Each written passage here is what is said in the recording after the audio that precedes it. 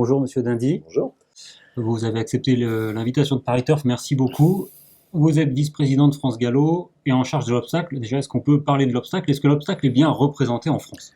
Alors, il y a eu, au moment de la fusion des sociétés organisatrices de plats et d'obstacles, un deal qui était que l'obstacle devait représenter un tiers de l'ensemble, et notamment un tiers des allocations distribuées, donc 2 tiers en plat, un tiers en obstacle. Nous y sommes et les gens de l'obstacle veillent à ce que ça soit le cas. C'est parfois contesté parce qu'effectivement on nous reproche de ne pas générer un tiers des recettes, et en disant donc pourquoi ils ont un tiers des allocations alors qu'ils ne génèrent pas un tiers des recettes. Il faudrait tout réorganiser autrement, on pourrait avoir plus de quintés en obstacle, plus de réunions PMU en obstacle. Moi je suis pas pour ce bouleversement, je suis pour le respect de grands équilibres. Les professionnels de l'obstacle ont souvent plus de problèmes avec leurs chevaux, hein. Un cheval qui tombe et qui rentre au box indisponible ensuite pendant quelques mois, ça arrive souvent et plus souvent en obstacle qu'en plat.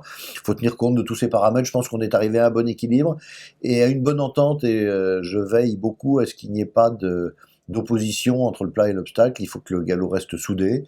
Le galop, c'est la province et Paris, c'est le plat et l'obstacle, et on ne se sortira de nos difficultés actuelles que si on est ensemble. Donc, non, honnêtement, je pense qu'on a trouvé un bon équilibre, et le président de l'obstacle y veille, avec un président du conseil du plat qui est très attentif aussi à ce que ces grands équilibres soient respectés. Loïc Malivet. Loïc Malivet qui aime autant la discipline de l'obstacle que j'aime la discipline du plat, donc ça se passe bien. Ça se passe bien. Bon, vous parliez justement du galop qui doit rester soudé. On est en plein dedans. On sait qu'il y a une grogne actuellement, notamment chez les entraîneurs, avec peut-être un mouvement ce vendredi à Deauville. Et on cristallise beaucoup sur cette mesure du 90-10 sur les primes propriétaires en plat. Vous pouvez en dire un mot et votre position? Pourquoi vous défendez ce 90-10? Alors, je pense qu'on a donné beaucoup d'importance à cette mesure. Nous, France Gallo, l'avons peut-être insuffisamment expliqué ou trop tardivement expliqué, ce qui a donné lieu à une présentation caricaturale des choses.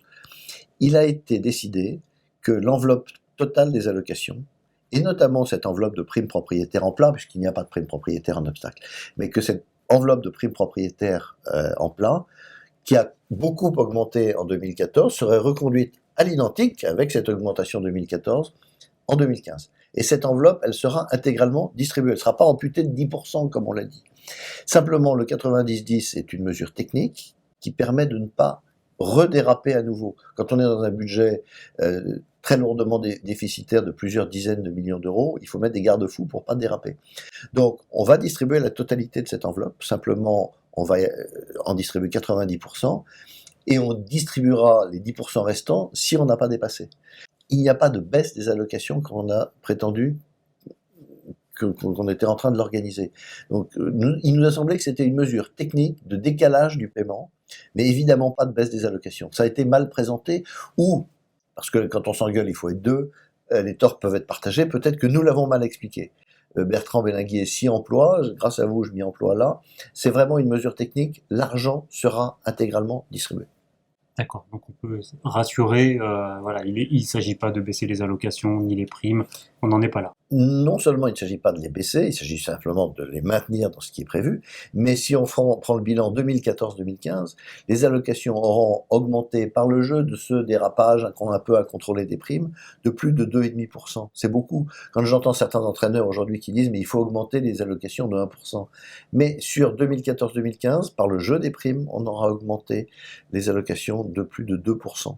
Donc, c'est pas le paradis, hein, en situation économique difficile, je dis pas que tout va bien, je dis juste qu'il faut pas caricaturer ce débat-là.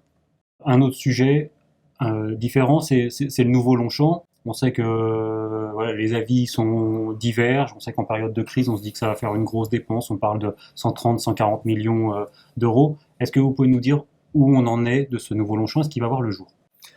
Alors, la réponse est très claire en termes de planning prévisionnel. Nous sommes actuellement titulaires d'un permis de construire, qui fait l'objet de recours assez habituels quand il y a des gros permis de construire. Il y a forcément des gens qui font des recours. Nous espérons néanmoins, au regard des moyens qui sont développés dans ces recours, que la situation juridique sera claire en début 2015. Ce qui amènerait le conseil d'administration à mettre en route, à appuyer sur le gros bouton rouge qui permet de lancer le processus en mars, avec à partir de là l'ouverture des enveloppes des entreprises qui ont été contactées, pour passer les commandes et démarrer les travaux à partir du lendemain du Prix de l'Arc de Triomphe, donc le lundi qui doit être le 6, le 7 octobre 2015, avec 2 ans de travaux, et on rouvrirait pour l'Arc de Triomphe 2017. Ça, c'est le planning idéal, tel qu'il est prévu aujourd'hui. Alors maintenant, un grain de sable, les discussions avec le Qatar, qui pourraient aussi nous amener à réfléchir aussi à ces travaux, puisque les Qataris se sont déclarés intéressés par une participation à l'investissement de Longchamp. Là encore, il y a des choses à préciser, parce qu'on nous a indiqué que les Qataris étaient intéressés, on n'a pas les données concrètes. Mais en gros, vous me demandez un planning prévisionnel, le plus probable est celui que je viens de vous indiquer. Merci Monsieur Dindy. Avec plaisir.